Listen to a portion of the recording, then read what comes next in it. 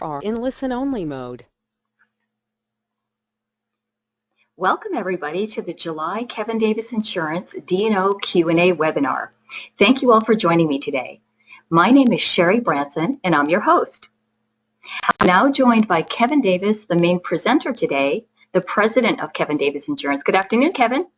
Hi, how you doing? I'm doing great, doing great. Good. That's good. Yes. How are things in Los Angeles, Kevin?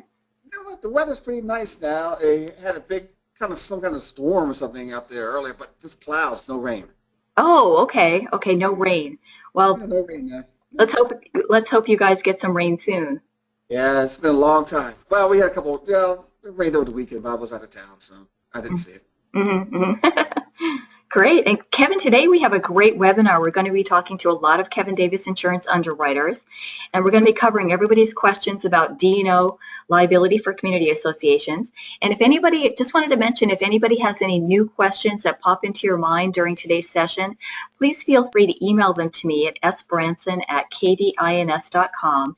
And if we have time during today's session, we'll answer them today. If not, we'll get in touch with you afterwards. And you can also listen to today's webinar again on our website, which is kdisonline.com. And now, Kevin, let's get to it. We're now joined by our first underwriter, a relatively new underwriter to Kevin Davis Insurance. Her name is Gabriella Arroyo, also known as Gabby. Hi, good afternoon, Gabby. How are you? I'm doing great. How are you guys? Doing great. Doing great. Thank you for helping out today. Thank you for joining us. I know you're new to Kevin Davis Insurance. Yes, I am. Yeah. And how long have you been with the company, Gabby? I've been here 4 weeks already. Uh-huh. Okay, 1 whole month. That's great. That's great. And you don't have a territory right now, correct? I don't. That is correct. Okay, but you will be getting one at some point in the near future. And could you share with everybody just something a little personal about yourself so we can get to know you a little bit? Sure. I have a 1-year-old son. He's learning how to talk, and he's learning words here and there. His favorite word right now is no. Everything is no. Eventually he'll learn yes. Yeah, I hope so. Yeah. It's funny how little kids love the word no. It's interesting. That's all they hear. No, don't do that. No. Exactly. Don't put that knife in the electric socket. No. Great. Gabby, I know you're fairly new, but do you have a question in mind for Kevin? I sure do. My question for Kevin is, what is D&O and why is the coverage important to the community association? All right, sure, Gabby. First, welcome aboard. I think you're going to really enjoy it here. And so let's talk about D&O and why it's important for community association. First, understand that D&O, Directors and Officers Liability Coverage, protects the insured, the community association, for claims brought against them alleging wrongful acts. Now, remember, these board members are volunteers whose main job is to maintain, enhance, and protect the community association. Now, the D&O policy protects them when a unit owner, renter, contractor, manager is upset because they believe the board is not looking out for what's in the best interest of the association. That is why you need a D&O policy. Okay, and you mentioned wrongful acts. What does that mean? Okay, now, again, the D&O policy protects claims alleging wrongful acts. A wrongful act is any act, error, or omission. The key word here, Gabby, is any act. For example, if the board decides to no longer fund the reserve because it's an active adult community and everyone's in their 80s, and if they needed funds, really can write a check at any point in time. Now, it's a board decision, but that could be considered a wrongful act because it is the responsibility of the board of directors to fund the reserve. So a wrongful act could be their failure to fund the reserve. That would be the definition of a wrongful act. Good. And one last one. Who should be an insured under the D&O policy? Okay. All right, Gabby. The insured should be, we're talking about the current board of directors, you're protecting them. Past board members, so in case this new board or someone else want to sue the past board members, you got the committee members. You got all volunteers acting at the direction of the board. Also, coverage should extend to the management company as long as the management company is acting at the direction of the board or as outlined in a contract. Good. Thank you very much for the information and for answering my questions. Well, good luck to you, Gabby. Thank you. Thank you, Gabby. Thank you so much. Thanks for helping today. You're welcome. Great. And now we're going to be talking to another underwriter with Kevin Davis Insurance. His name is Andy Hill, and Andy is an assistant underwriter with Kevin Davis Insurance. And I just wanted to mention again, if anybody wants to listen to today's webinar again, please visit the Kevin Davis Insurance website at kdisonline.com, or if you have any questions, please send them to me in an email at sbranson@kdins.com. And now we're joined by Andy. Good afternoon, Andy. How are you? Good. How's it going? Going good, doing good. And thank you for joining us. Thanks for helping today and participating. And Andy, could you share with everybody here how long you've been with Kevin Davis and what your territory is? It's about 3 years now, and I do New York and New Jersey. Ah, okay, the Big Apple and New Jersey. I know Kevin's from New Jersey, so he's familiar with that area.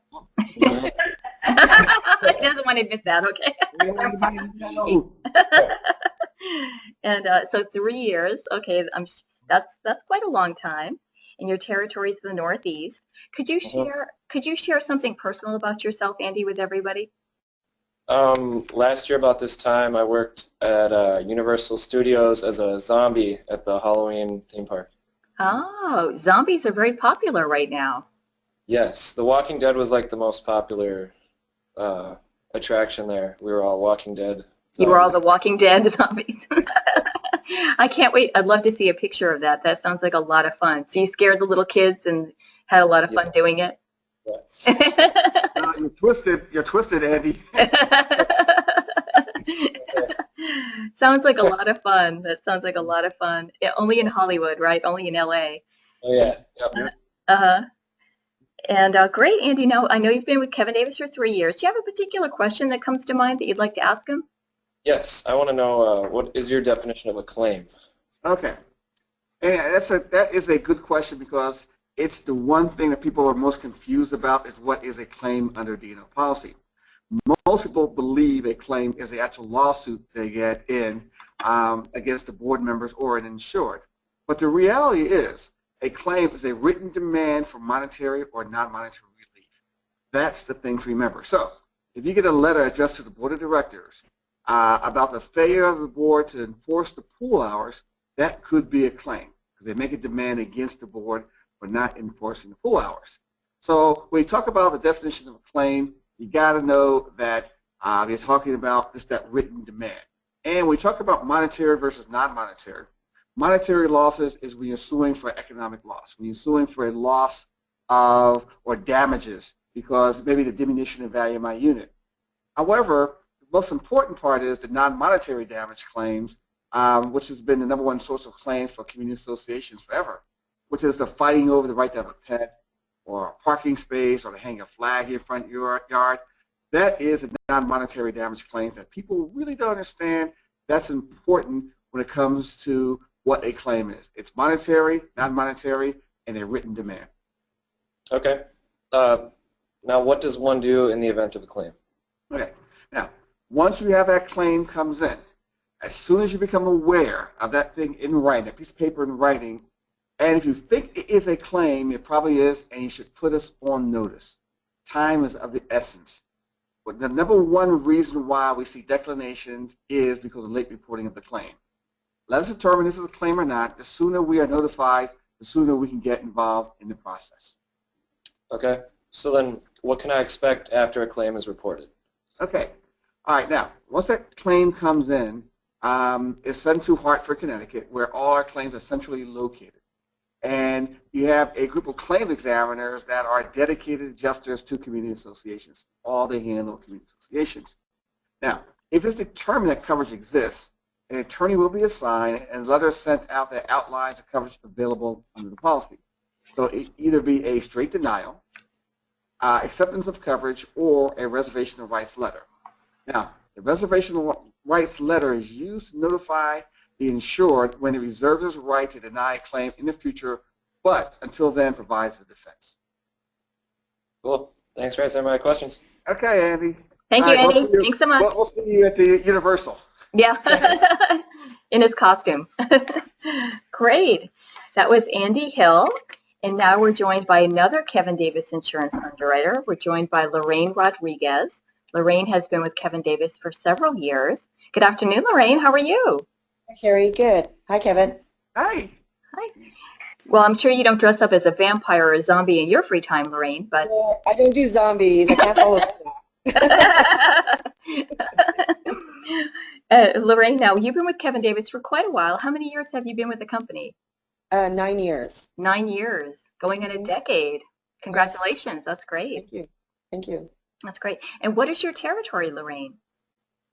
Colorado is Oh. my territory Okay, as of as of today. as of Moving forward, exclusively with Colorado. Uh-huh. Okay, great. So you're in Colorado, the state of Colorado, which is a beautiful state, the Rocky Mountain It- state.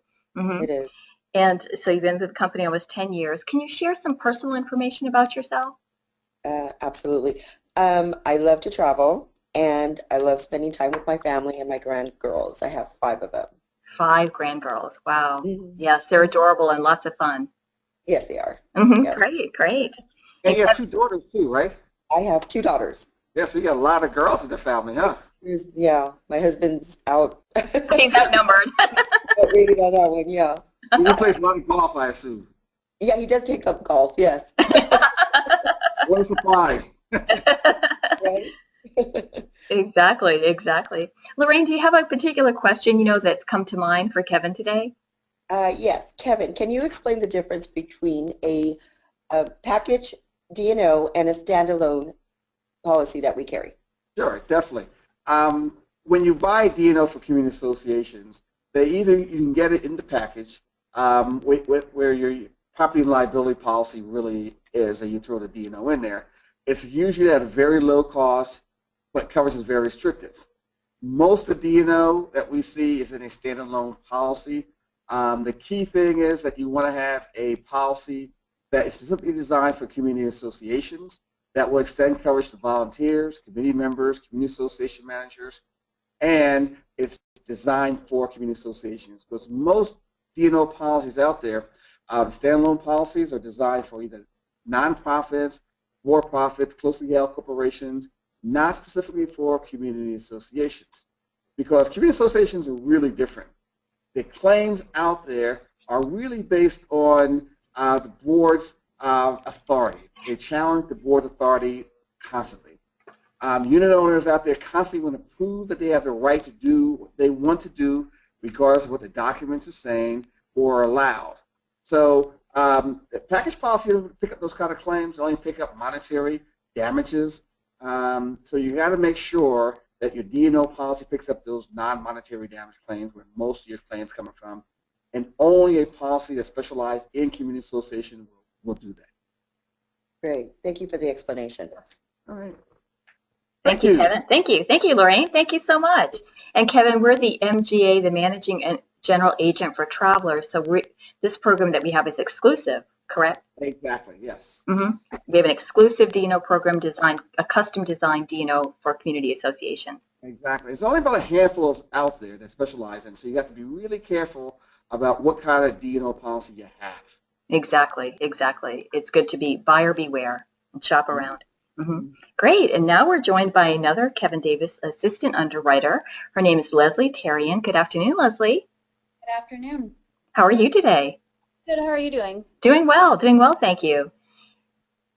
And Leslie, can you tell everybody how long you've been with Kevin Davis Insurance and what your territory is? I've been here for about 9 months, and my territory is Washington, Oregon, Idaho, and Montana. Okay, great. 9 months, coming up on a year. Yep. Yes. And I think, when did you, are you from California originally, or how?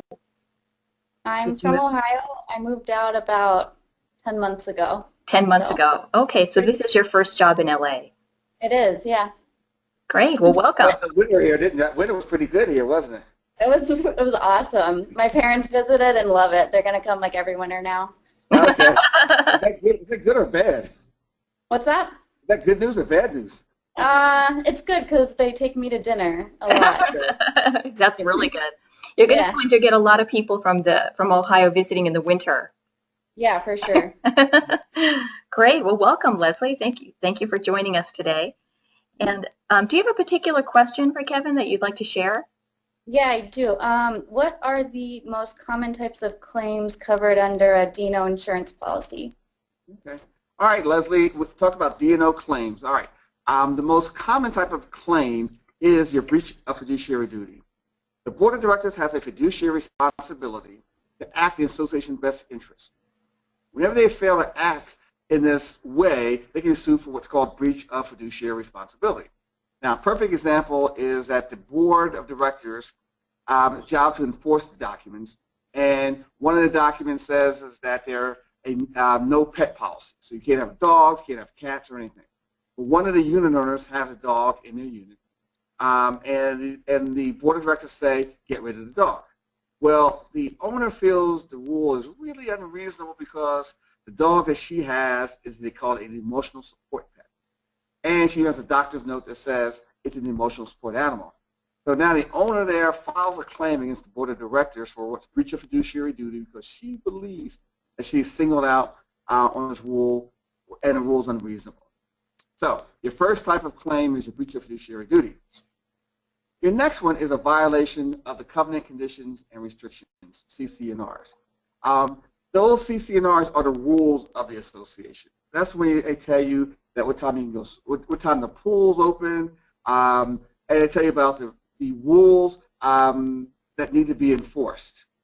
For example, in order to paint your house, you have to go for the board of directors. And the board will tell you if the color you want to paint your house is approved or not. Well, we have a situation where the owner got his house approved to be painted brown, but the association, but he decided he wanted to paint it, I don't know, let's say pink. Then he comes back and starts painting his house pink, but he never notified the association. So once he finishes it, the association comes back and says, guess what? It's not on an approved color list, and you have to change it to brown, which you originally wanted to do. The problem is that the owner says, no, I'm not going to do it because you didn't enforce those rules uniformly. There's people in the community that has different color houses. So they're in violation of the CC&Rs, and that's the reason why the lawsuit was brought against him, because of the violation of CC&Rs. So number one, breach of fiduciary duty. Number two, violation of the CC&Rs. The third one is breach of contract. Breach of contract right now is one of those areas that is growing more and more, primarily because the people who live in these community associations breach the contract. They enter into contracts with landscapers, painting contractors, roofers, elevator repair people, cable companies, and what they do is once they get to a certain point, they believe the contract is not valid anymore because they haven't lived up to it, and they cancel it immediately, which is in violation of the contract, and so you end up having a lawsuit for breach of contract. So you have breach of contract, CC&Rs, and breach of fiduciary duty. Number four is discrimination. And this is non-employment discrimination that involves Fair Housing Act or the American with Disabilities Act.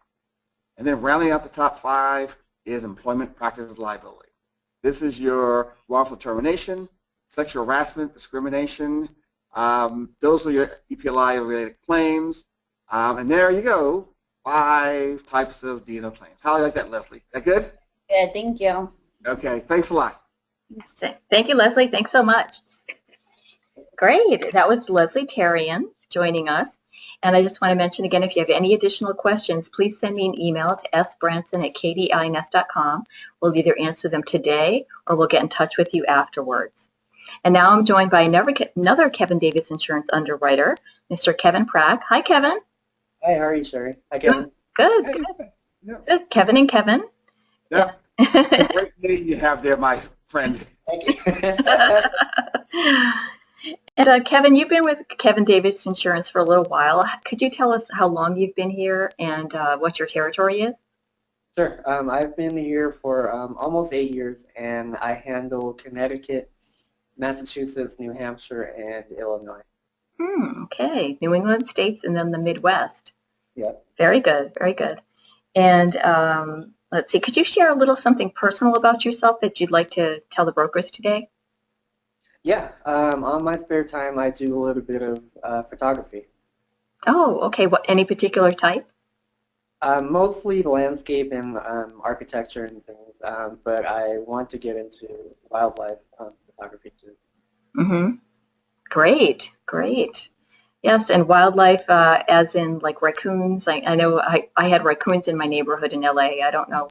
Are you going to go out like to, where there's bears and that kind of wildlife, or? I want to eventually. It'll give me a chance to kind of explore outside of LA a little bit and Mm-hmm. get out. That sounds like fun. You don't go too Be far careful out. out there. Yeah, be careful out there, Kevin. I remember there was a bear that was sitting in somebody's hot tub when I lived in LA. I think it was in Santa Clarita or something. Oh wow. Be careful. Yeah. Yeah. Kevin, do you have a particular question you'd like to ask Kevin today? Yes, I was wondering, is third-party discrimination covered on our policy, and whether it's written in the policy form or if it's a silent coverage? Sure. Third-party discrimination. Discrimination is one of our top 4 causes of loss right now, and third-party discrimination is a big part of it. Now, it is silent. We don't have a definition of loss to include discrimination, but if you look at the definition of wrongful act, to discriminate is a wrongful act. It is something that you shouldn't do, and so discriminate is a wrongful act, and unless it's excluded in the policy itself, then discrimination, third-party discrimination, is covered. Now, however, you need to know there's a difference between third-party discrimination and discrimination covered under the employment practices policy. Now, when a claim is made against the insured by their own employees for discrimination, it is an employment practices liability claim. Now, if there's a claim for harassment or discrimination by a non-employee, then it is a wrongful act as defined in the policy. So, for example, a landscaper is a non-employee.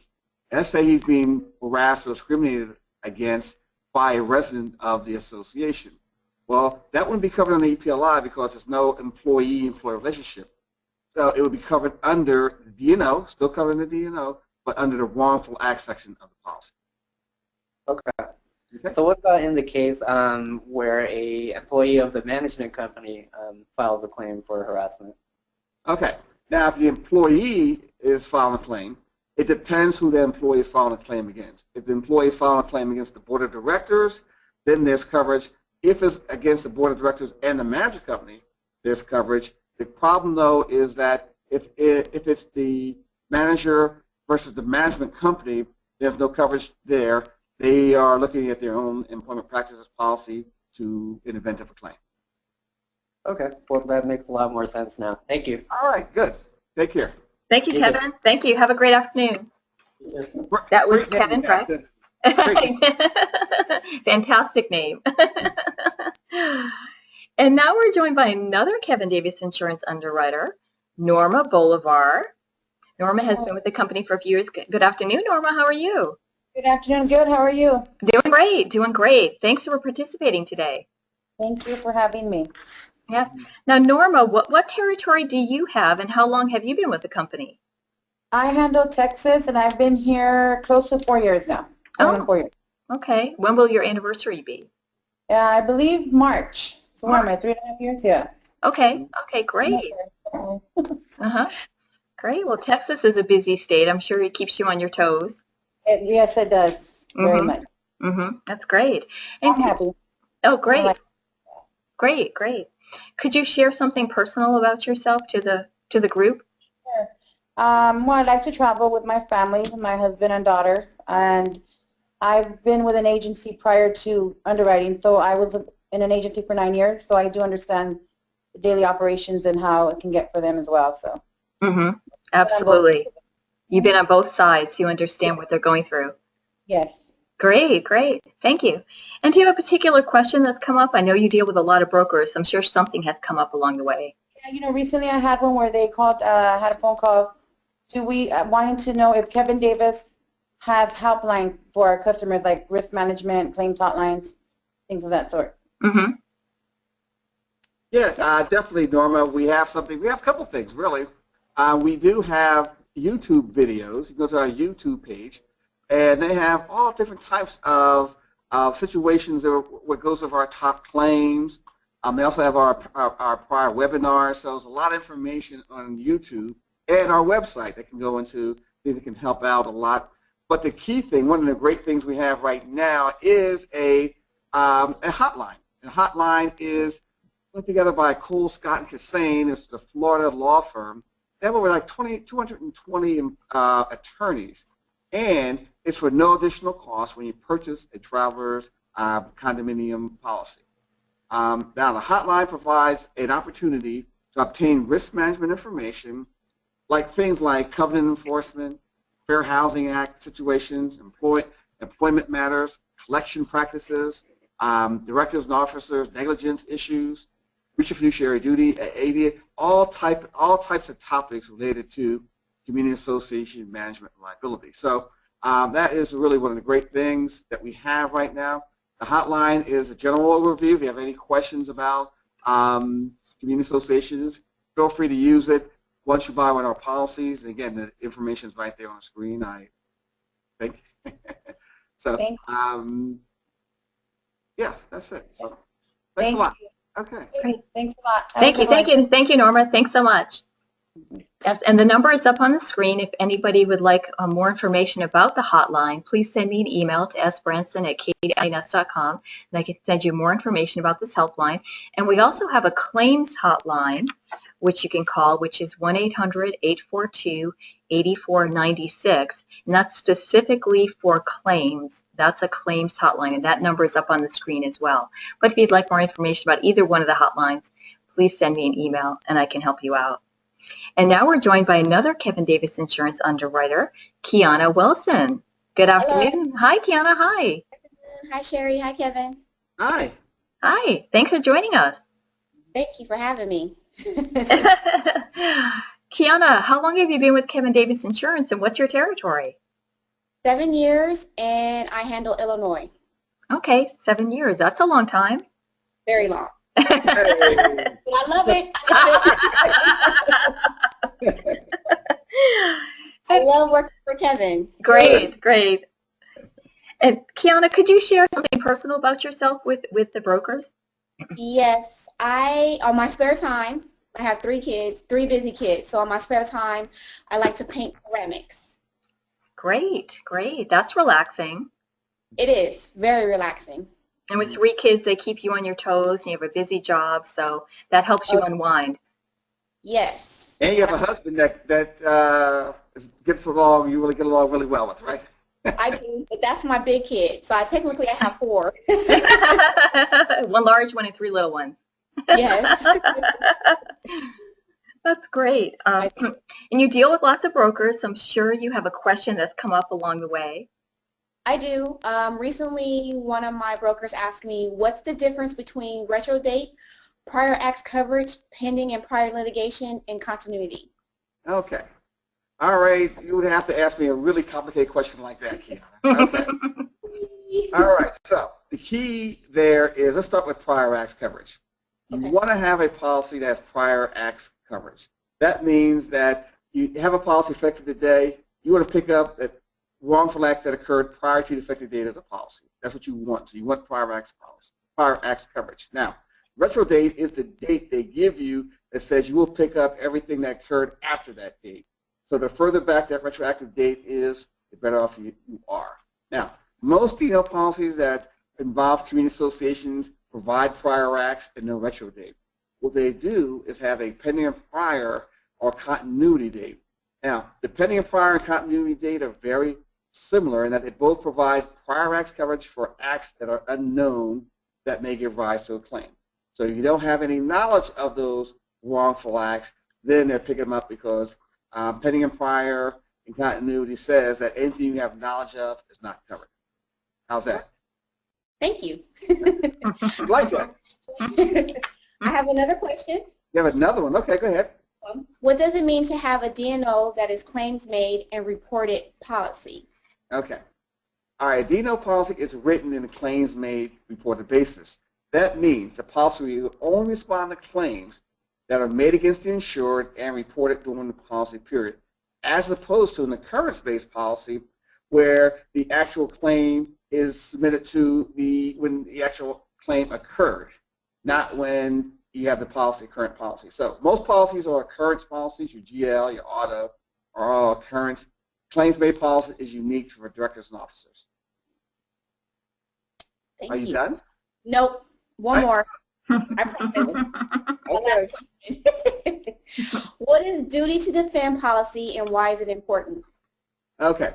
A duty to defend policy is, what it means is that when there's a claim, the insurer has a right and duty to defend the claim covered by the policy, as opposed to indemnity policies that when a claim comes in, you lay out all your money and stuff, you pay for the claim, and then you reimburse sometime later on. So if you have a claim and there's 5 causes of action, a duty to defend will defend all 5 causes of action and pay and defend all 5, where indemnity will only pick up maybe 1 or 2 at the end of it. So you want a duty to defend policy as much as possible. Got it. Okay? Thanks, Kevin. All right, thanks a lot. Thank you, Kiana. Thank you. Later. Take Okay. care. Yeah. Kevin, you had to work really hard on that one. Those are some tough. Those are some tough ones. Yeah, those were kind of complicated, issues that Kevin just discussed. So if anybody has any questions about what he just went over, please send your email in and we can explain it a little bit further. And now we're joined by an underwriter who's been with Kevin Davis Insurance for quite a while, Adriana Velez. Good afternoon, Adriana. Good afternoon. Thanks for joining us. Thank you. Yeah, Thank you. I know Kevin recruited you this morning. Yes, I did. Well, it's great to see you. I haven't seen you since Christmas, so I'm glad we. I know. Yeah. Looking forward to the next time. Yes, that would be great. And Adriana, how many years have you been with Kevin Davis, and what's your territory now? Ooh, lost count, right, Kevin? Yeah, I know. 14 years? 14? Yeah, you're still pretty young, though, so you don't have to worry about it. She started in the 8th grade. We handle about 5 states: Michigan, Nebraska, West Virginia, New Mexico, and what am I missing? Delaware. In Delaware. Oh, okay, a little state back east. Great. Rhode Island. I'm from Rhode Island, which is the smallest state, but Delaware is almost our size. So that's a big area, and you've been with the company for 13 years. Could you share something a little personal about yourself? Sure. I'm a busy mom. I have 2 busy boys, so that keeps me busy, and I love soccer. Oh, you love soccer. Great. Yes. Lots of fun to watch. Yes. Yes, it's exciting. Very. I played it when I was younger. Oh, you played soccer. Little. Oh, you did? Oh, wow. Yeah, my brother plays soccer, played it, and he loves it. He loves watching the World Cup and all the tournaments around the world. It's a lot of fun to watch. I suffer too much. Now, did the boys play soccer yet? My little one has been in some classes, but we're trying to get them. Uh-oh, he's not up to the Adriana standard yet, huh? Or the husband standard. Oh, okay. Well, that's fun. It's fun to watch little kids play soccer. I enjoy it. Yeah. And Adriana, do you have a particular question? I know you've been with Kevin for quite a while, so I'm sure you've been asked lots of questions, over the years. Anything that stands out to you? Yeah, with so many policies out there, it seems like one of the questions that I hear a lot is, what is the #1 exclusion that agents or associations should be concerned about? Okay. It's a good question because right now, the #1 exclusion that you have to be worried about is the property damage exclusion under the D&O policy.